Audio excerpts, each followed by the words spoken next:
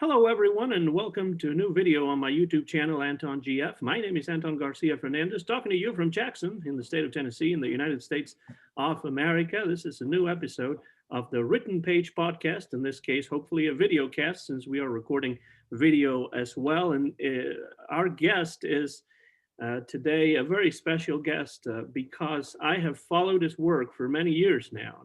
And anyone really interested in the Beatles has necessarily come across his name more often than not. He's an author and editor of more than 30 books on popular music and the Beatles. An excellent two-volume biography of Sir George Martin comes to mind. Solid State from 2019 on Abbey Road and the End of the Beatles. And this book that I have right here, the recently published, let's see if I can make it appear, because with the background it's a little difficult, but there it is, more or less.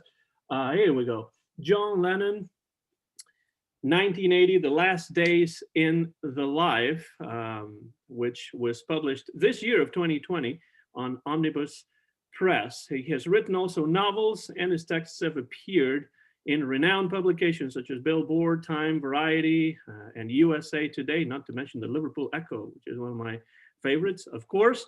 He's also been on ABC's 2020 and NBC's Access Hollywood as a commentator. He has a PhD from North Illinois University and is currently a professor of English and popular culture at Monmouth University, one of the leading and most perceptive writers, in my opinion, on popular culture and the Beatles today. Joining us from the great state of New Jersey, near the Jersey Shore, Mr. Ken Womack. Ken, welcome to the Written Page, and thanks for being here.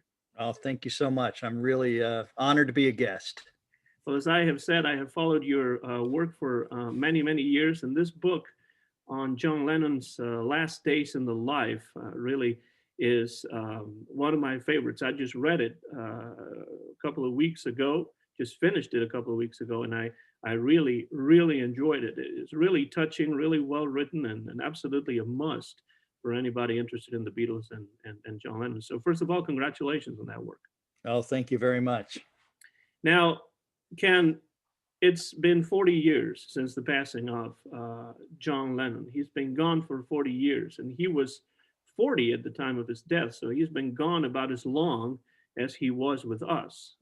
How does that realization make you feel, Ken? Well, John Lennon's senseless murder, I think is one of those things that's sort of like a recurring wound, right? It never goes away, and actually it changes as we go from year to year. You know, it felt one way when it originally happened. I was an early teenager, and I remember it well. But you know, back then, being 40 seemed like, wow, it's a pretty old age. But now, when I think about it at this point, you realize very quickly how young he was, and how remarkably short his lifespan was when you consider it in the great, spate of human history, and certainly human history since the 20th century into the 21st. It's remarkable. And of course, as you just said, the saddest point will come not too long from now, when he's been dead longer than he's been alive. And that's it's pretty awful to think about, but remarkable in a certain different sense, right? In what he was able to accomplish in roughly 18 years, 17 years of real public life. It's really quite incredible. It's difficult to realize how young he really was, in the sense that he had done and he had accomplished and he had worked so much that, he pretty much in many ways, and I know that, this is almost a commonplace, but he lived several lives in just those 40 years. Right. And yet, he was making new discoveries, as one does, hopefully, if we have longevity, right? On his last night, minutes, hours before going home, and we know what happens there. He looks at Yoko as they're listening to a playback of Walking on Thin Ice, and he says, "This is the direction." Mm-hmm. Wow. To think that a fellow of his stature and accomplishment is just now discovering the direction, it's overwhelming when you think about it. And from an artistic perspective, it's not just the fact that with his passing, the Beatles could never really get together again. But it's just one wonders the amount of stuff that John Lennon could have produced in the 1980s, 90s, and beyond. I mean, it's staggering. I mean, when you look at what he did in his post-Beatles life, Instant Karma, the beautiful songs he contributed to Double Fantasy, you know, what an arc just in that period alone. And he took 5 years off. It's really quite remarkable. And we will talk about that, but you mentioned that you were an early teen when John Lennon passed away. So I would like to go back in time just a little bit and ask you something that you probably heard before, but what are your first musical memories, Ken, and what are your earliest memories related to the Beatles? You were born in Houston, Texas, so let's go back in time a little bit. Sure. It was, I discovered the Beatles. I'm obviously not a first generation fan. It was 1977.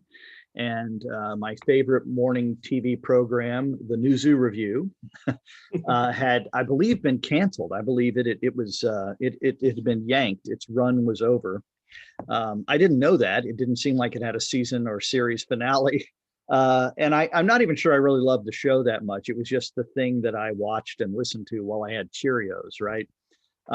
It was part of the routine, and it was suddenly gone.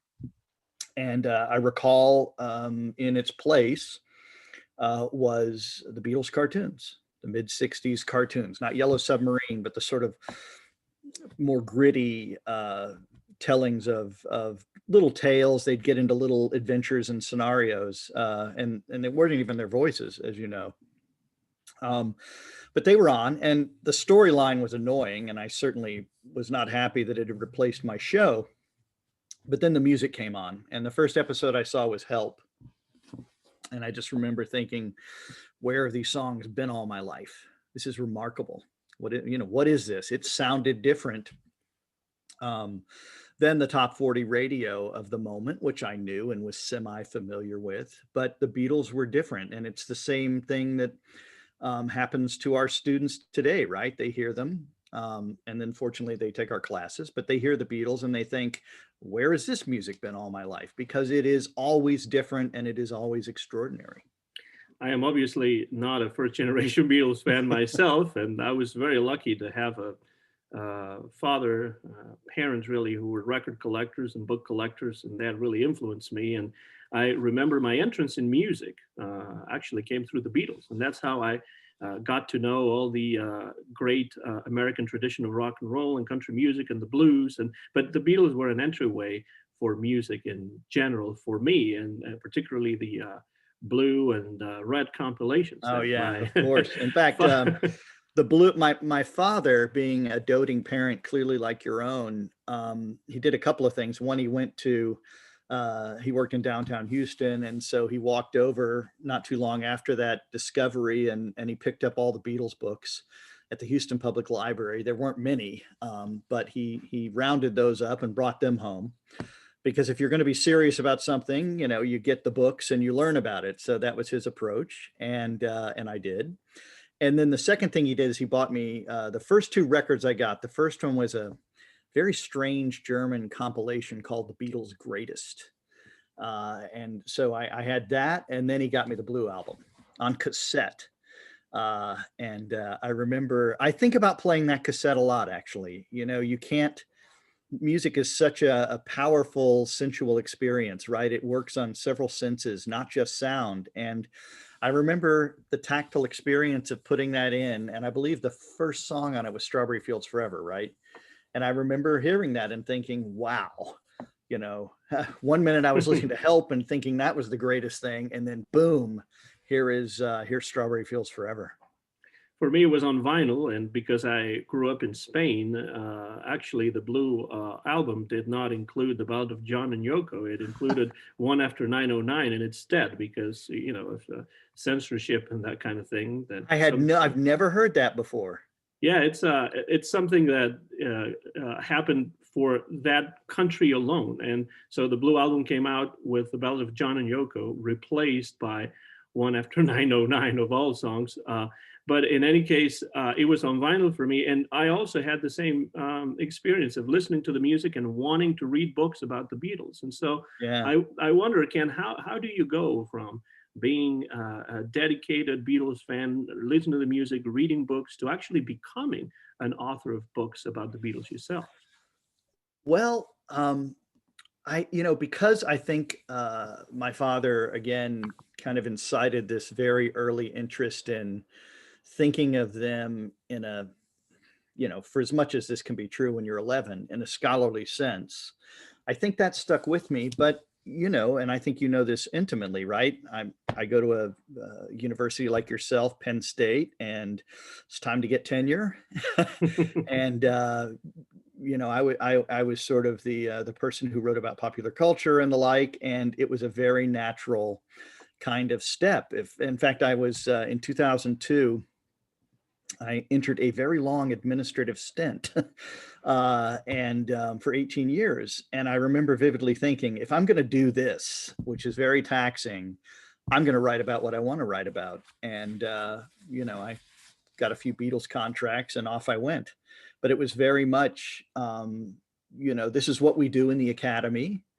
We treat things in a learned, scholarly, and sophisticated fashion. And I've simply treated the Beatles in that way. One thing I like about your books, though, is they're highly readable. And that is something that can't always be said about books produced within academia. I wonder if, as you were writing your books and doing your work on popular culture and the Beatles, because for the longest time, of course, that was considered to be low culture, if you ever came across any sort of rejection or anything like that within the academic world, like you shouldn't be writing about the Beatles, you should be writing about William Faulkner or William Shakespeare Sure. or something like that. I think it helped in a sense that I had a pretty solid track record in 20th century British literature before writing about the Beatles, so I knew how to make the moves and how to make the case. I think anyone who thinks of the Beatles as any kind of low culture is sort of revealing themselves as being unsophisticated about high and low culture. There's a reason why we write about the Beatles, but we don't write about Motley Crue, right? I'm not saying that there's anything wrong with Motley Crue or you shouldn't write about them. But I think if we had members of the band Motley Crue here right now, they would agree, right, that their contribution or their achievement doesn't compare. It's very different. For the same reason that, we write about Shakespeare, but maybe we don't write about Danielle Steele, a prolific romance writer, but she's not Shakespeare.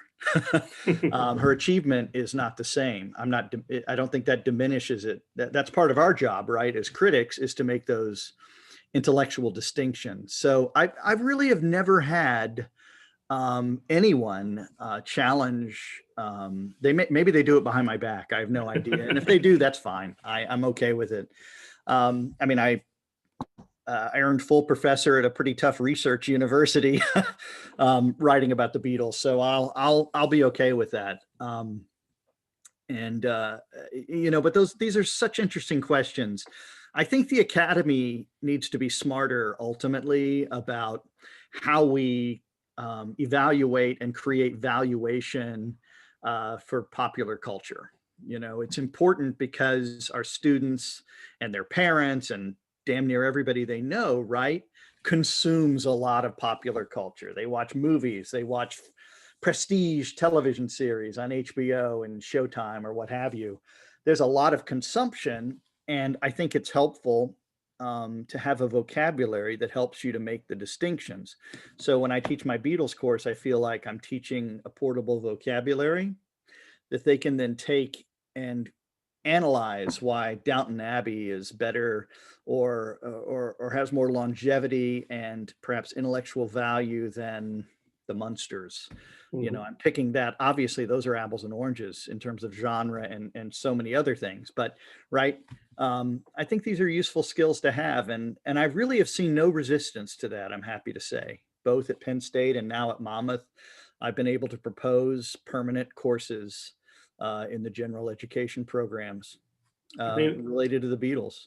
I think that speaks highly of the institutions as well as of your own work. And if you, anybody watching out there, has not read anything by Ken Womack, now's the time to go out and seek out some of his books. And one of those books, I would say two of those books are very interesting to me.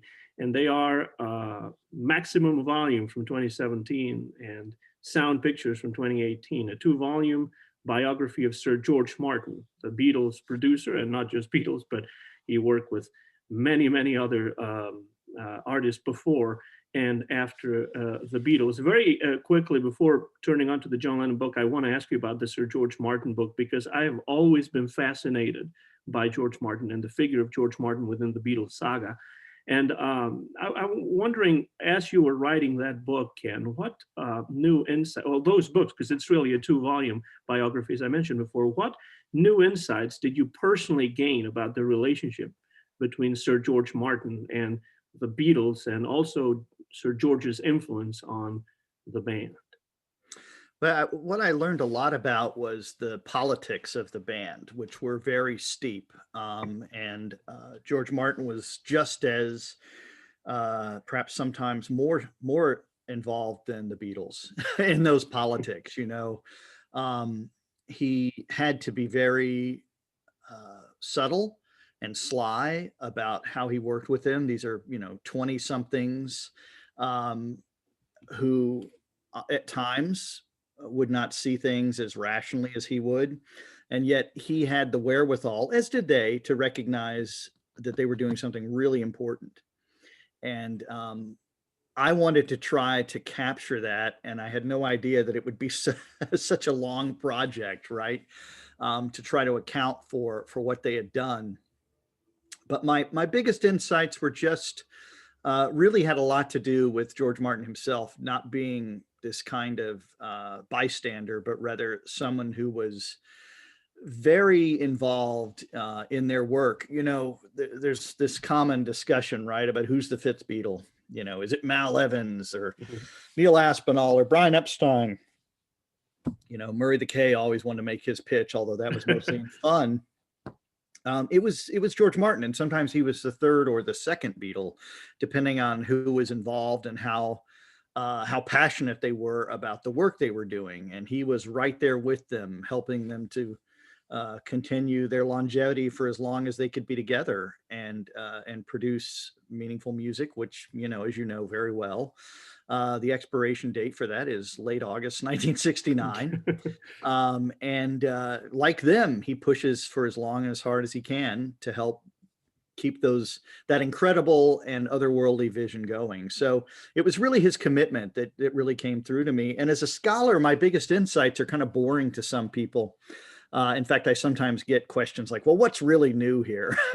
Well, sometimes you can't see it. And in scholarship, I can't say it. But, a lot of it was correcting George Martin's own timeline that he'd established in his 3 published works. His job or his career, as he saw it, didn't necessarily jibe with the official timeline. And so I had to go in and do a lot of work to write that timeline to cohere with actual history and actual dates of recording and those sorts of things. And again, it's kind of subtle work, but it's important work, I think. The idea that our memory sort of distorts our impression of things as they happened. Right. And George writes his first book in 1979, which is actually a good bit of time, a good bit of water has gone under the bridge by then. As I take a sip of water. Well, one of the things, Ken, that always struck me about George Martin is how different he was from the Beatles, not just the age, but also the social extraction, and even geographically in a country that's as class conscious as the United Kingdom is.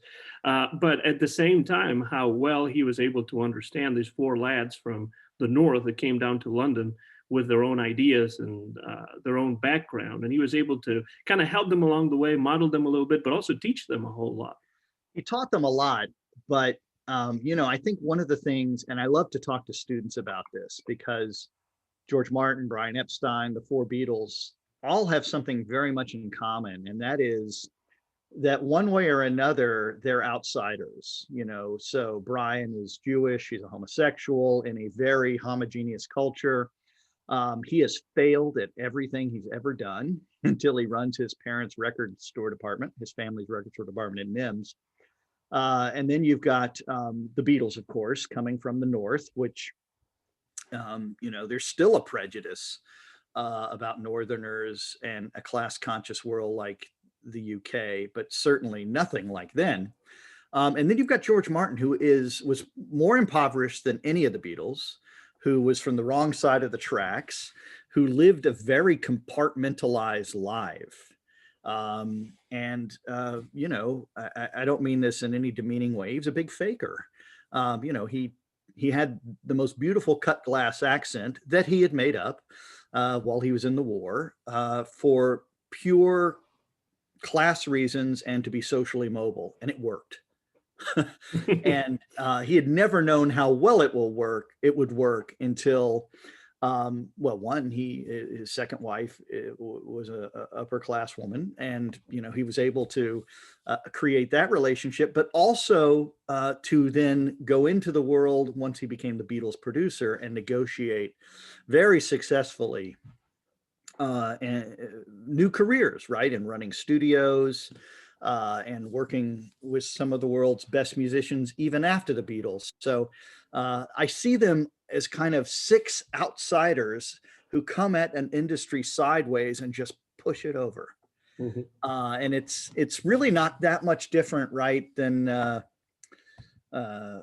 Steve Jobs and Wozniak and Bill Gates all working out of their garages or whatever they did in the 70s, right? They went at an industry sideways. And look at the results. So it's an interesting object lesson for students. And in a way, that industry was never the same again after they were a part of it. Kind of transformed it, if not completely, substantially. In the case of, all of the people that you mentioned, but of course also George Martin. I would like to recommend those two books, Maximum Volume from 2017 and Sound Pictures from 2018, as well as Solid State from 2019. That's a book that you wrote about the end of the Beatles, which I really enjoyed reading because, that's a part of the Beatles history that, even though it's sad to the fan, it's extremely interesting. And so you've written a book about the end of the Beatles, and now you have written a book about John Lennon's last days in 1980, which I'm going to show again. This one right here, if I can show, here we go. John Lennon, 1980, The Last Days in the Life. And wondering, Ken, how did this project come about? Because as far as I know, this is really the first book truly on John's last days on Earth. I could be mistaken, but that's my impression. Sure. And there are a couple of others that sort of work in this vein, I guess. But I wanted what I thought the world needed, and I need to feel like there's a need for a book before I write it. I think that's, again, the world of scholarship coming through, right? What niche does this fill? The question we've all been asked by editors. And in this case, I felt like there needed to be a book that wasn't a true crime book about John's last days, but rather one that stayed inside, and this is the rule I made for myself, a book that stayed inside his field of vision on what it must have felt like to have the experiences he had and slowly to create this last body of work in the nick of time, right? To understand the exhilaration that was associated with it, or what have you. And that's the reason I wanted this book to exist, because it had felt to me like too many of the books were, or chapters in other books about this subject, were these kind of fate-laden, studies of John's life that couldn't get off the fact that on December 8th, a bell was going to go off and, the story would become a tragedy. I wanted a book that was about how he lived and how he made these songs. And really, that's the common denominator for me in everything. I'm interested in how the art was made, how long people spent working out an idea, if possible, when did the idea first begin? How did it gestate? Those sorts of questions.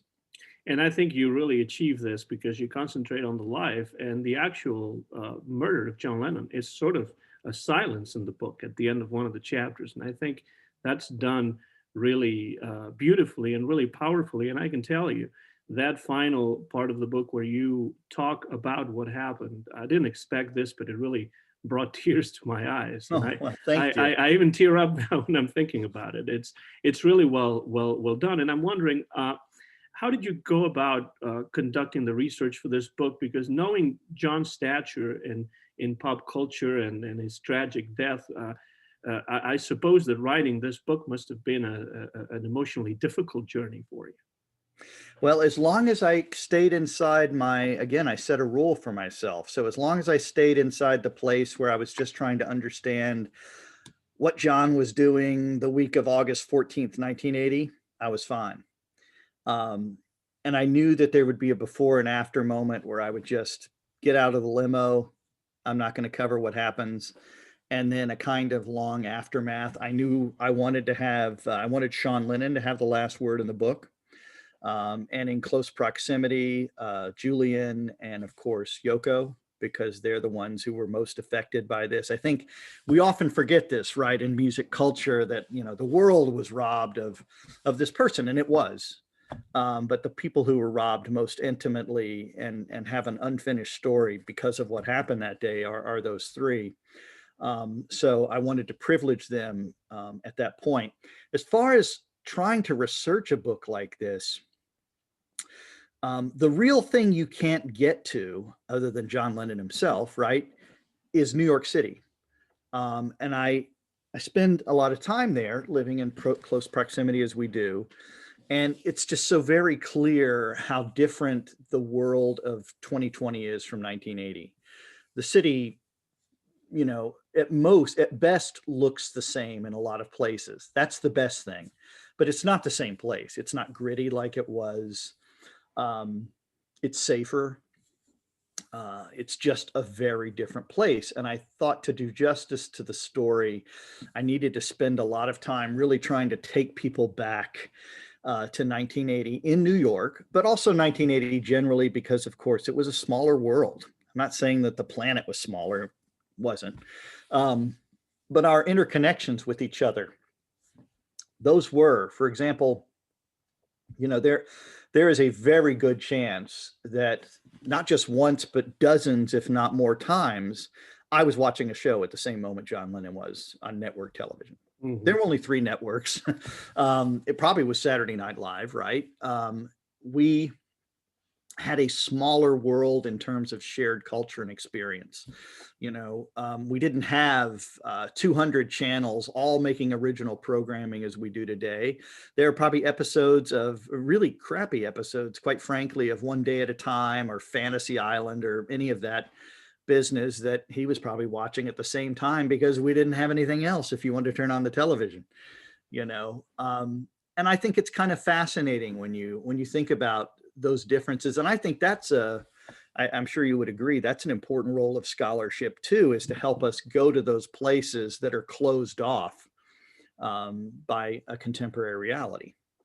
And look at them from not necessarily a contemporary perspective, but a more critical perspective that takes into account the fact that, time has gone by and things were not exactly the same way back then, 40 years ago, even in New York City, as they are right. now. And I was just thinking about the song "I'm Losing You," right? It's a song about a guy who can't get in touch with, in this case, his wife, because her line is busy or she's not picking up or whatever. Think about that now. I mean, all of the different things we could do to get to somebody are incredible.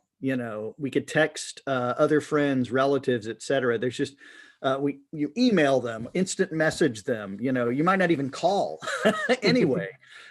We do a video recording like we're doing right now. That's right. Yeah, I mean, you can see somebody.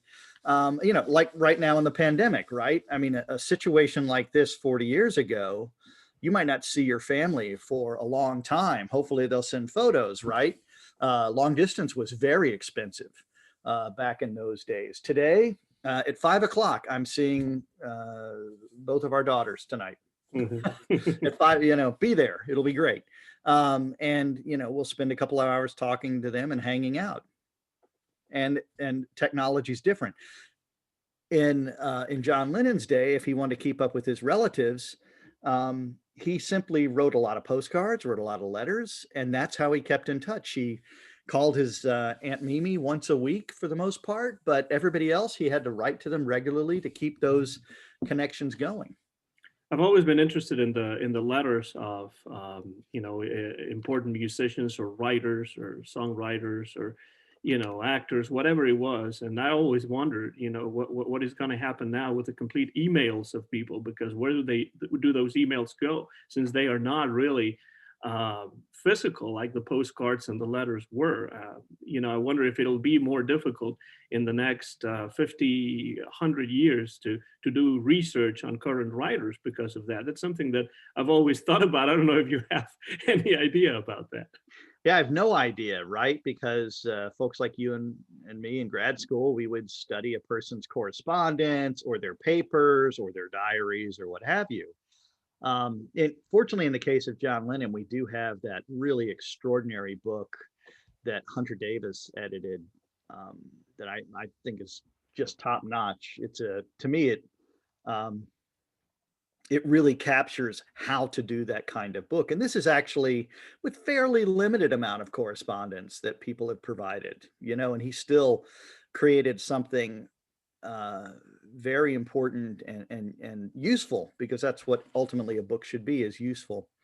So yeah, I have no idea how that's going to happen. I mean, would an author just archive their 100,000 emails? Are people even thinking to do that? Mhm. Drafts are harder to understand, at least in terms of the sort of the archaeological layers of a manuscript from beginning to end. I don't know how the world is dealing with that. And maybe the reason I don't know is I'm not really dealing with contemporary Mhm. figures, Mhm. but folks who were sort of frozen in time at a certain point. Um, but I guess in that sense, the Beatles have a lot more in common with James Joyce than they do with James Patterson. Yeah, Well, absolutely. actually, for more than one reason. But you know what I mean, because Yeah. if someday his papers might be collected and kept somewhere, but we've been in this sort of post-print culture for a while now. I don't know what happens there. Um, Well, but of course, all of those things are important to understanding art, right? Just like we study, mhm. if there were 19 takes of a Beatles song, it's interesting and frankly entertaining to go from take one to the final take Mhm. to understand the artistic decisions that were made along the way. In some songs more than in some others, but I absolutely agree with that, and there's plenty of examples of that. Now, to go back to your book, Ken, John Lennon, 1980, The Last Days in the Life, published by Omnibus Press. Um, you started in 1979 when John Lennon was still within this self-imposed retirement, which would come to an end very soon. And I wonder, can beyond the birth of John's second son, Sean, what factors do you think can explain this self-imposed retirement that John Lennon was in and that lasted for 4 or 5 years? I know that people will read the book. I don't want you to be too specific. And the important thing is that people read the book. But it's always been a little bit difficult for me to understand why John Lennon decided to do this and it lasted so long beyond the birth of Sean. What other factors do you think contributed to this? Well, for one thing, the dissolution of the Beatles at the end of 1974 meant that they had to, if they wanted a new contract, renegotiate, as say McCartney did with EMI for the post Apple for a time, because of course Apple has never really been post if you think about it. But he had to do that. John Lennon came to a point where he did not negotiate a new contract. So his last studio album was Rock and Roll, produced by himself and Phil Spector. That meant that for the first time, really, in his adult professional life, he did not have an obligation. This times out with the fact that he is, I think, understandably and extraordinarily exhausted by his lost weekend. he now has an infant, which speaks for itself, right? And he had been involved in a multi-year immigration fight and other legal fronts as well, but namely the immigration issue, which essentially meant that the government fervently wanted and had targeted him for deportation. So he had expended a lot of energy, money too, but energy trying to stay in the country. And I think that just had to be exhausting, not to mention a public life and spectacle. There's nothing like the Beatles and that level of stardom. Now, and he would, as I'm sure you know from many of the contemporaneous interviews, he would draw a distinction between himself and Paul. He would say, you know, I needed time off. Paul loves that. You know, and I think McCartney, if he were sitting here, which would be interesting, we should set that interview up. But well, if you can do it, I'll be all for it. Yeah, he would say to us, yeah, you know, people have different drives and ambitions. John, I think, needed a breather in the worst possible way. Now, you mentioned the problems, and you mentioned the problems about the immigration lawsuits and all of this difficult relationship with the Nixon administration and the U.S. government. And he was on the enemy's list. I mean, absolutely. And I've always wondered, you know, because throughout the 70s, he went through a myriad problems while attempting to settle down here in the United States. How could we explain his insistence on wanting to live in the United States in the face of all of these troubles that trying to, you know, become a legal resident of the U.S. We're bringing him? Because, you know, he could have just gone back to England or gone somewhere else where maybe he would be more easily accepted. Is there any reason, do you think, from your own perspective, that can explain this? Because this has puzzled me for many years. When he and Yoko moved in 1971, roughly after the Imagine album was completed or near completion, they moved to the United States, to New York. John said, this is the Rome of our era, and I need to be in Rome. You know, he said it very plainly. I think there was a stubborn side to John Lennon too, that said, you know, if you want me out, I'm not leaving. I'm going to exhaust every possibility. You're not going to tell me what a free thinking person can and cannot do. And of course, that in itself is part and parcel of his philosophy about the way humanity still doesn't, but should exist, right? Mm-hmm. In a place where there are no countries and boundaries and artificial structures or official structures that aim to separate us and put us in different hierarchies and classes. So I imagine at a fundamental level that also hit him about how wrong it is for a government to decide simply because one guy, right? Was it Jerry Rubin or someone had said that John was going to become part of a rally during the Nixon re-election campaign.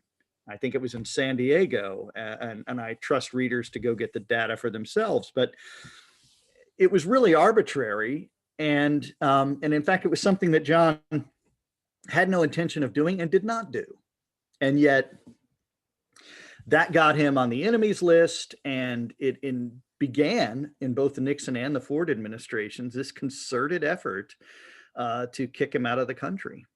You know, and that's the dangers of what happens when something becomes a federal case, right? Mm-hmm. It takes on momentum, and it's almost unstoppable. And so for John Lennon to work with his attorneys and to be able to push back and successfully thwart that effort, it's really quite something. Absolutely. And you know, lots of things can change, and people can change quite a bit in 5 years of self-imposed retirement like that. But at some point in 1980, late 1979, John and Yoko decided to get back into the limelight. And, you know, what do you think was the main driving force behind that decision? Well, I mean, on the John Lennon side, he certainly had begun to accrue some very good material. Watching the Wheels was already in a kind of later stage of development, and that had to, even with John's well-known insecurities aside, that must have hit him as a major piece of work, which indeed it was and is. When they had that advertisement, their love letter to people who ask what, why, and where, and when, or whatever it was, I think that was a trial balloon as they were starting to imagine this return to public life. Although, as he would point out, they never really left it, right? It's not like they disappeared. They were, frankly, up and about. So it's not as though, even though John liked to compare himself to Howard Hughes, he was not Howard Hughes, right? He didn't, wasn't wasting away in some, at the top of some hotel. He was interacting with the world. It just may not have been the way that the world was used to interacting with him, which was with new record releases and the like. So I think it was a very natural moment. Sean was 5. John would point out that he didn't feel as stressed out about leaving him at that age. Even still, as they would bring Sean occasionally to the studio. They would call and check in with him a lot.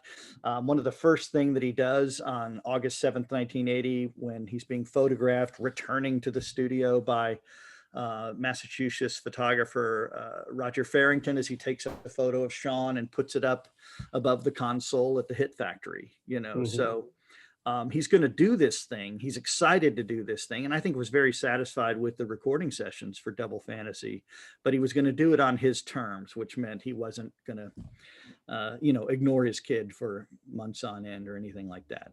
And with his permanent residency, he could move around a lot easier, and he could go to South Africa, go to Bermuda, as he did in the last year of his life. But something that you discuss in the book that isn't always discussed very often, that I found really interesting, are those series of satirical home recordings that John May directed at Bob Dylan. I'm a big Bob Dylan fan as well. My father, in fact, is the biggest Bob Dylan fan that I know.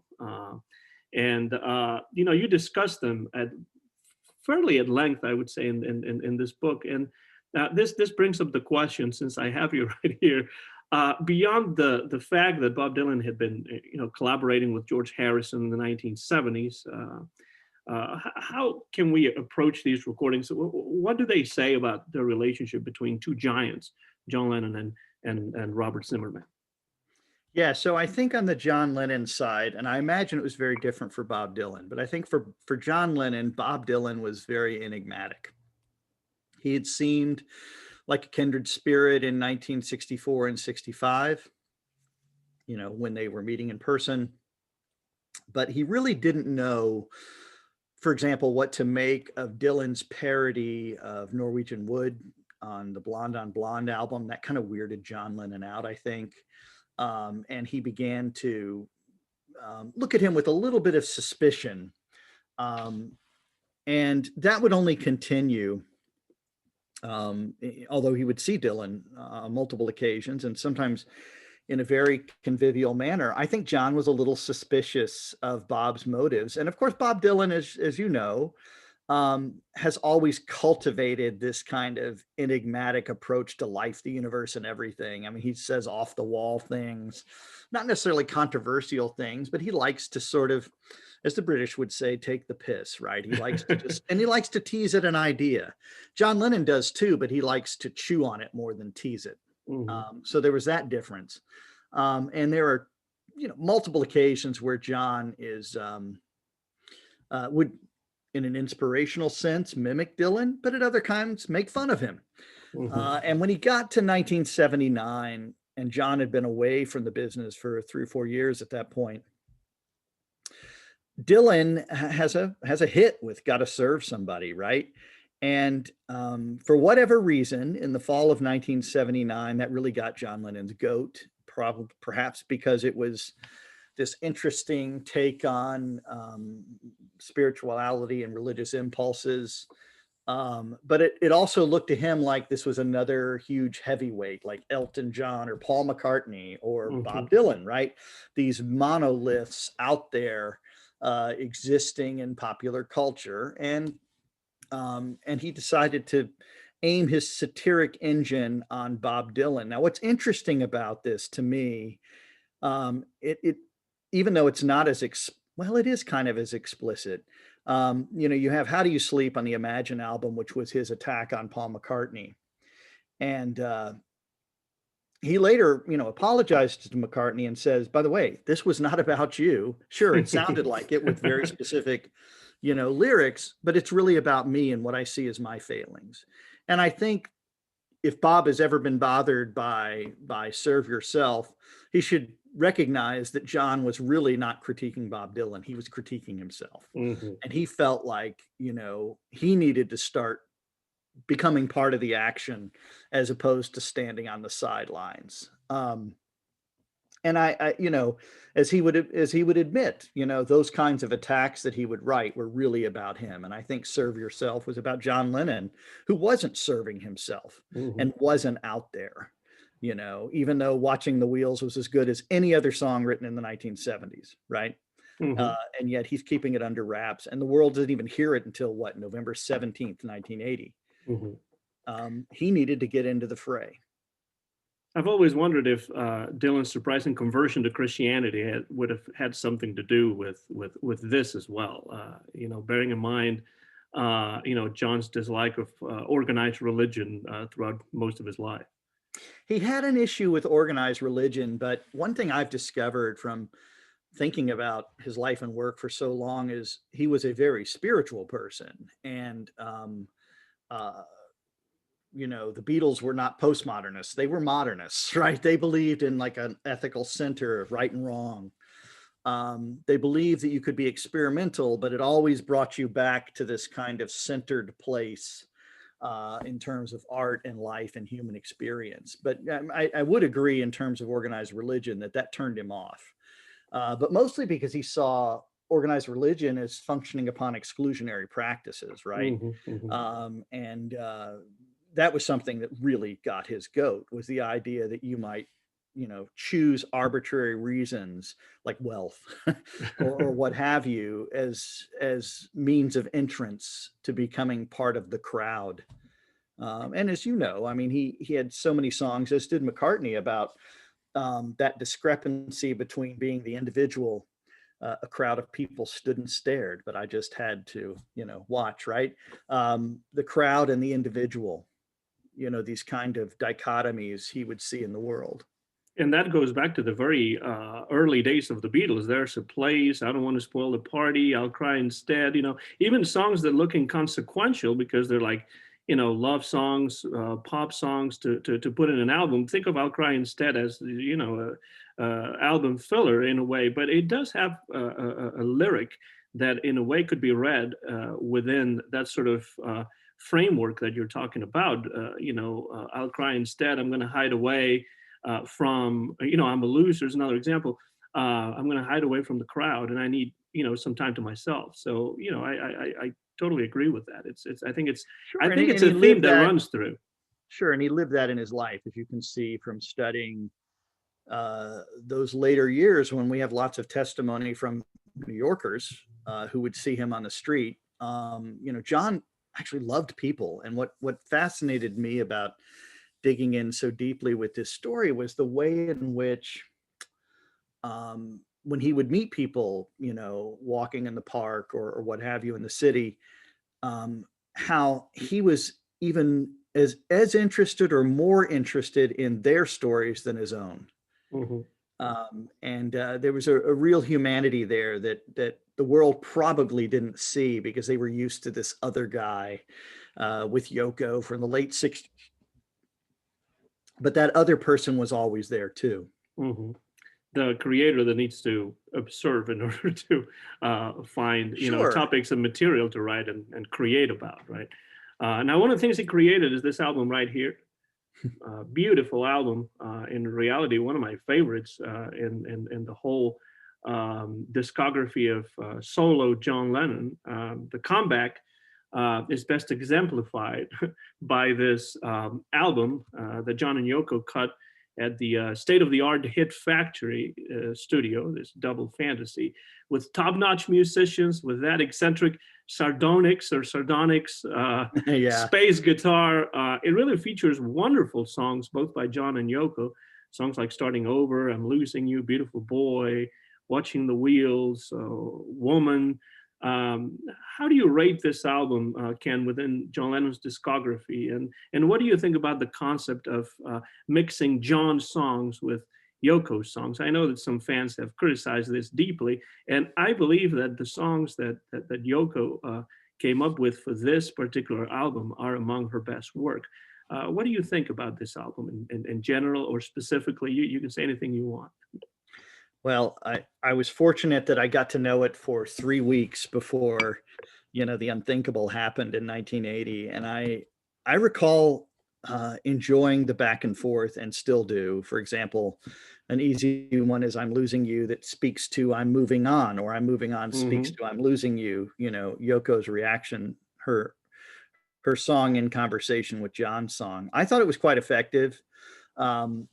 The styles were interesting, with Yoko sounding more new wave-ish than John, who sounded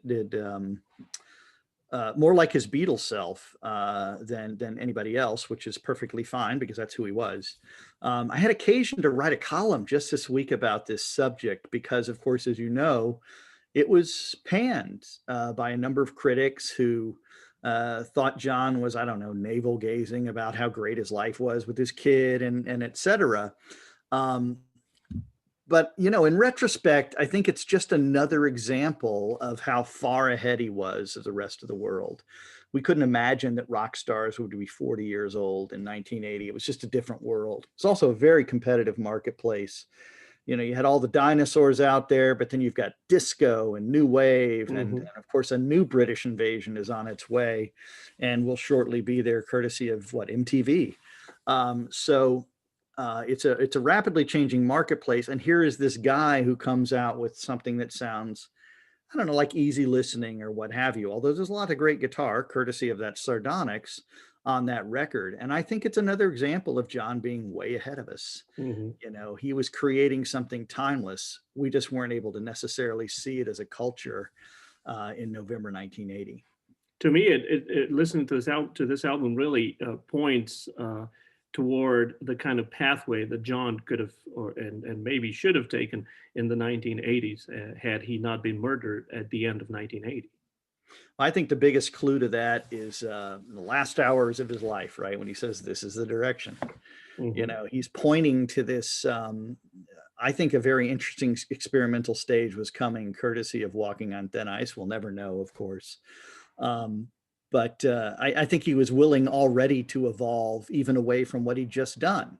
But when we look at those songs, and it's a handful of great songs, right, on that album alone, starting over Watching the Wheels, Woman, I'm Losing You, Dear Yoko, Clean Up Time, and Beautiful Boy. I mean, hell, that is a great handful of songs by anybody, anywhere, anytime. There are songs that came out the same month that sound like 1980. Watching the Wheels is a song for all time. And even though it has a certain 50s sound to it, so is Starting Over. These are just great melodies and great songs, and they'll live in the world's songbook forever. And one of the things that attract me to John's songs is the introspective quality of so many of them, and how he reflects upon the world around him, but also upon his own life. And to me, that is really attractive as a listener. The introspective, sometimes intimate quality of songs, even going back to the Beatles with Julia, and of course all the songs that he wrote for Plastic Ono Band in 1970. I mean, to me, that really is one of the longest lasting contributions of John Lennon as a songwriter. Yeah, and he would point to this on several occasions in 1980 during the many interviews he did on the ongoing press junket for that album, which was, here they are, so many people from the 1960s. Things look pretty dark in 1970, right? When you think about where the world was and the darker places it was about to go. In 1980, he was happy to have survived, and he wanted to be in conversation with people his age, which maybe didn't necessarily mean his fans, by the way, but maybe people who were in his same age bracket as opposed to those original teeny bopper Beatles fans. He wanted to be in conversation with people who also were 40 and were trying to figure out, how to have a kid in 1980 during a period of incredible stagflation and economic disparity and challenges. He was interested in that. And you can't have a conversation if you're not willing to be in it. And I think people were quick to, maybe too quick to critique his vantage point as rich guy, trying to have this conversation with other people. And you can see it particularly in the British reviews, where very tongue-in-cheek, some of the critics will say, where are you getting off, buddy, with your perfect life, telling me how great things are? Go away. Mm-hmm. And even though he was happy in New York City, it seems like he was often, homesick and longing to go back and visit Liverpool and the life that he had there before he moved to the United States. And had very definite plans to do just that. Now, Ken, you are an extremely busy person. I don't want to hold you much longer. But there's a couple of questions that I have to ask you before we wind down the conversation. The obvious, of course, since you've written a book about John Lennon's last days in the life, is how do you remember the death of John Lennon, the murder of John Lennon? And I can tell you, every time I read or hear Howard Cosell's words during that Monday night football broadcast, I can't help it but just tears well up. And I really, really cry. I become really emotional about that. And I don't remember the death of John Lennon, but you do. How do you remember it? Well, I was so excited about the buzz. I was a young person, but I was a person who discovered the Beatles 3 years earlier. So I consistently had new records from, Paul, certainly, and also George. This was a big deal because here comes John Lennon. Right. And so I was very excited about that record. I bought both the single and the album the day they came out, the days they came out at Target. And I remember vividly going there because I knew they'd have them. Maybe you can't count on your local record store, but I knew Target would be fine. And sure enough, on both occasions, I struck gold. So I was very excited about it. I kept the album and the single sort of displayed on my chest of drawers, and I was really into those records and excited by them and all the things that they portended. I was starting to go to concerts, and I thought, well, I could be seeing them soon enough. That will be awesome. So there was just a really pleasant kind of buzz in the air for me as a person, as a young person. And I remember that vividly. And it was awful, obviously, learning that terrible news, but it's one of those things, I think it's unusual in that it only gets worse as you get older and think about it, because I'm able to understand all the things that he was robbed of, all this possibility.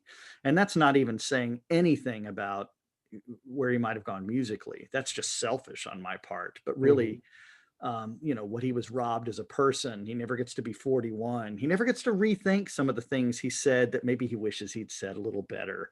He never gets to see his, either of his sons really grow up. Julian is still 17, right? That's terribly young.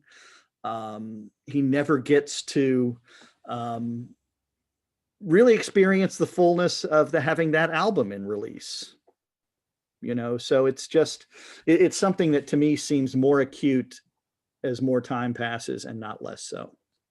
And there is such a scarcity of live recordings of John Lennon in the solo period that would not have been so if he had lived through at least the 1980s and 1990s. I've always thought about that from, again, a selfish perspective of a music fan. And I find it interesting how you say that your perception of that day changes over time. And so I wonder, how do you think that the popular perception of John Lennon has changed in the 40 years since his passing? So in what ways can he be appealing in the eyes of the younger generations of people who were born long after his murder? I mean, what I'm trying to say is, in what ways do you think that John is relevant in the context of the current historical context and political climate?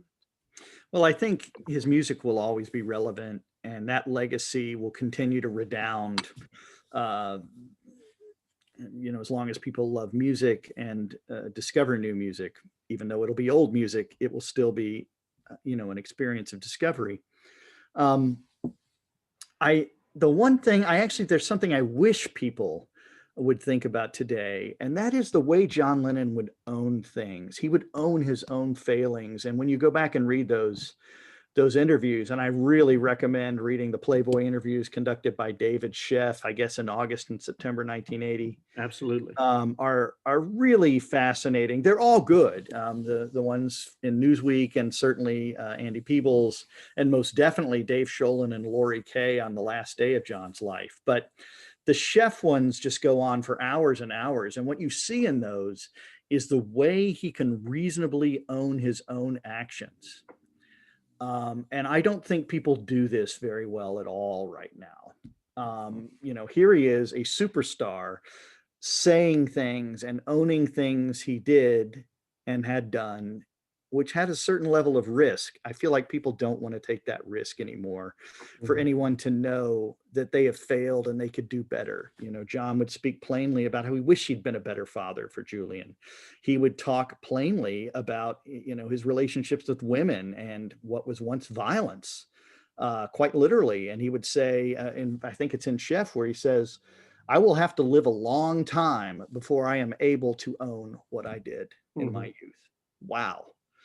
I think we could all learn a lot from, a kind of humility that he developed and a personal sense of honesty.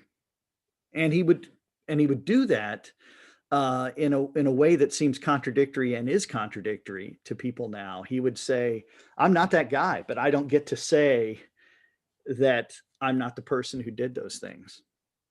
That's kind of a welcome perspective. So I wish that we were capable in this world of being able to be those kind of people.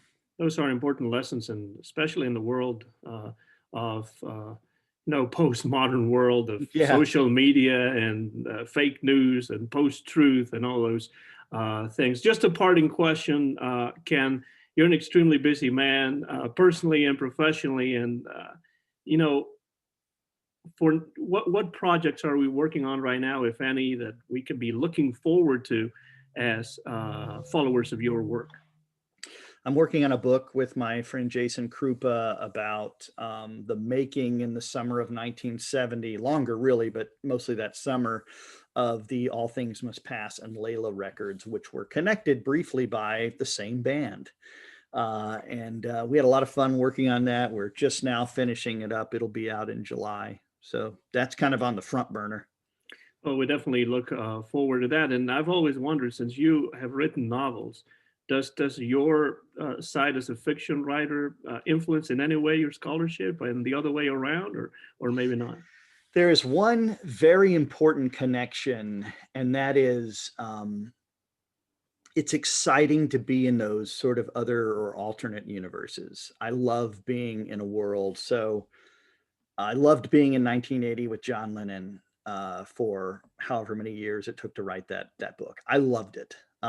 Even knowing how it would end up, it's a very seductive thing to go to another place like that. And a novel is even more so, because you're God there, right?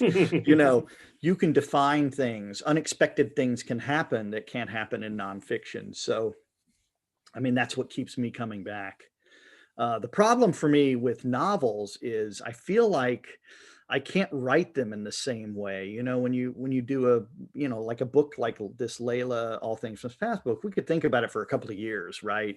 And we could even revise some of what we learned to cohere with new evidence and the fruits of new research. With those novels, I have to write them quickly because it's almost like to keep them in your frontal lobes or whatever. And I'm not speaking very clearly, I know, in terms of human thought processes. But to just maintain that focus, I have to write them in a matter of months.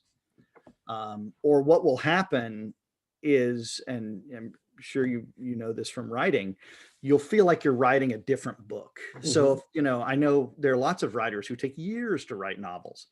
The problem for me is that maybe I know myself too much as a writer. I'll work on chapter 1, and if I wait months to go back to chapter 10, it's like they're two different books. And maybe at a certain level and certain philosophical point, they're going to be two different books, just for the sheer passage of time. I just don't like that. I like to feel like it's a sustained thought. And that, to me, that's frustrating. But one of my best novels, I can never finish.